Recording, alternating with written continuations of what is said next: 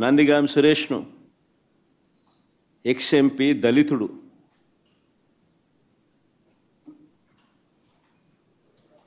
రెండుసార్లు జైల్లో పెడుతున్నాడు. ఒకసారి జైల్లో పెడితే 4 రోజులు జైల్లో పెడితే సుప్రీంకోర్టు దాకా కూడా పోయినాం. కింద మీద పడి ఎట్లనో తనను విడిపించుకొని వచ్చినాం.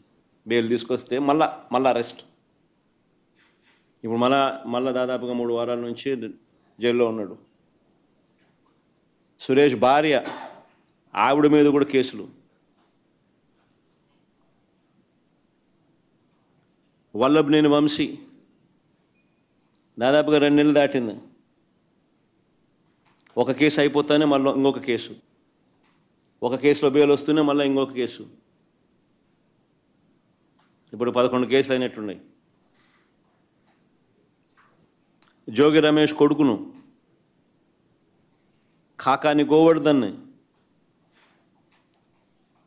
కృష్ణమోహనను, నా ఓఎస్డి పాపం, ఆయన చూస్తే కూడా అసలు ఎవడైనా కూడా జాలి అనిపిస్తుంది. ఆయన చూస్తే కూడా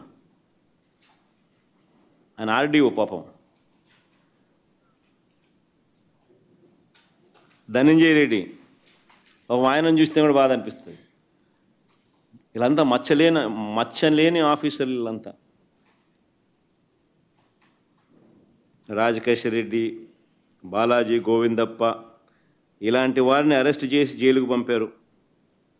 మా ఎంపీ మిథున్ రెడ్డిని ఎప్పుడెప్పుడు అరెస్ట్ చేయాలని చెప్పి వెంటబడతా ఉన్నారు.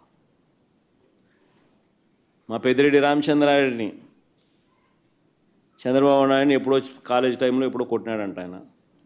ఆ కోపం ఇప్పటికి కూడా ఉంది. వాళ్ళ కొడుకుని అరెస్ట్ చేయాలంటాడు, వాళ్ళ నాయన్ని అరెస్ట్ చేయాలని అంటాడు.